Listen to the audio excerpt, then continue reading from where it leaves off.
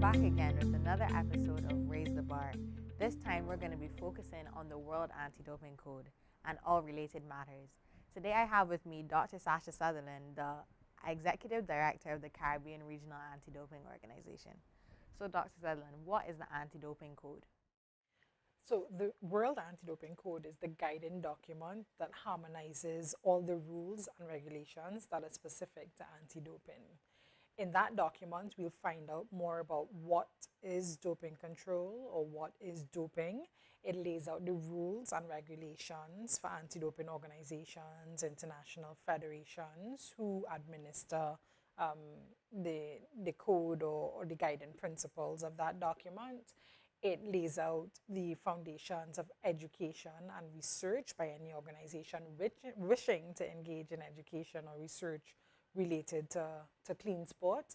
And it also outlines how organizations are to accept the code, how you maintain compliance with the code. It speaks about all the modifications in the code. It provides, supporting notes on how the code is implemented and how we interpret the code.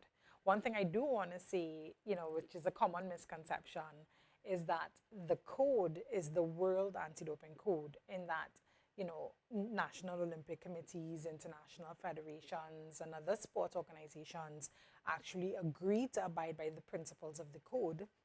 And it is not just some document that is given to us by the independent stakeholder, the World Anti-Doping Agency. So a lot of people say it's WADA's code. It isn't. It's the World Anti-Doping Code. So a new code was established in 2021. So what are the changes and revisions made, and what is its relevance to athletes? Great question. So basically, some of the major changes relate to how athletes might be sanctioned according to the code. There's a lot of flexibility to ensure that inadvertent anti-doping rule violations are not treated the same as intentional anti-doping rule violations. So in layman's terms, basically, we're trying to catch the real cheats and not someone who, because they didn't understand or know the rules and regulations, was guilty of an anti-doping rule violation by chance. I guess another major change that athletes should be aware of is how we treat with substances of abuse. These are substances that are illegal but do not necessarily enhance performance, and so under the code it may not actually constitute a major anti-doping rule violation. So the treatment and how we sanction those might be different to how we sanction a performance enhancing drug.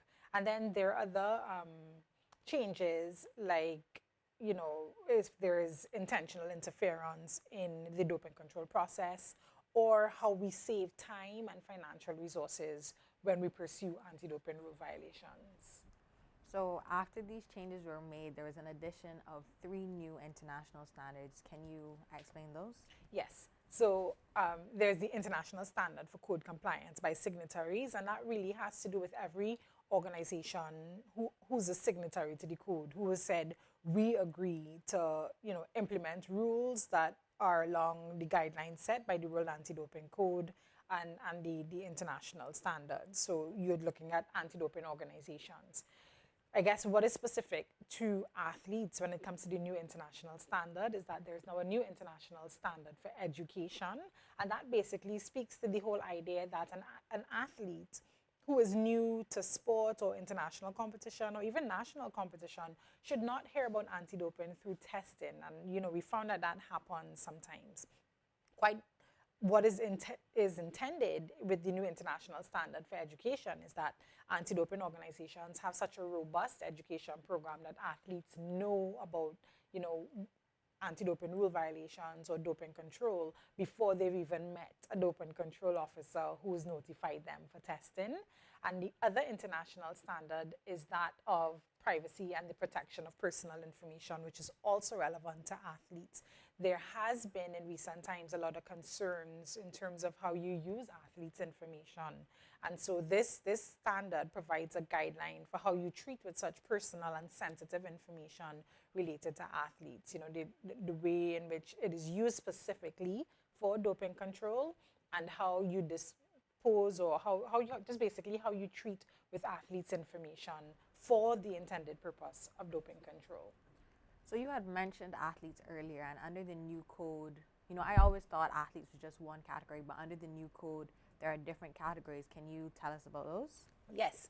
So an athlete is defined as any person who participates in sport, but not all persons compete at the elite level. So you now have what is called national level athletes, you have international level athletes, you have recreational athletes.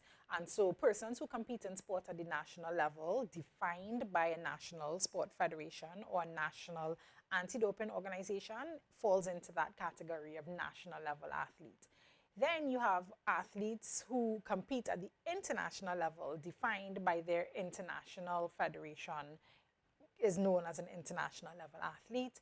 And you also have recreational athletes who are specifically defined by the international or the national federation.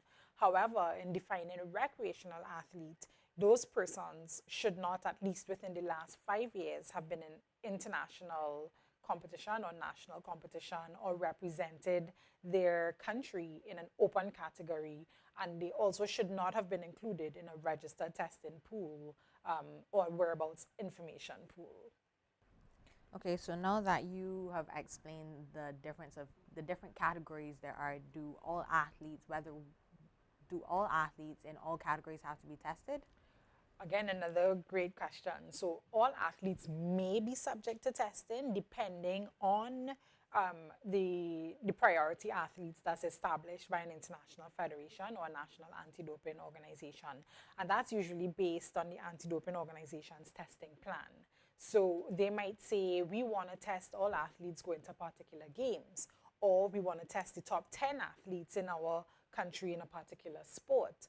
Or if an athlete is an elite athlete or a high priority athlete for an international federation, they establish what is called a registered testing pool. And those athletes are then required to submit whereabouts information according to Article 5.5 in the International Standard for Testing and Investigation. So all athletes may be tested, but there are some who are required to submit information for testing purposes if they are registered testing pool athletes of their national anti-doping organization or their international federation. Okay, well, thank you, Dr. Sutherland, and thank you to the Caribbean Regional Anti-Doping Organization for another successful episode of Raise the Bar.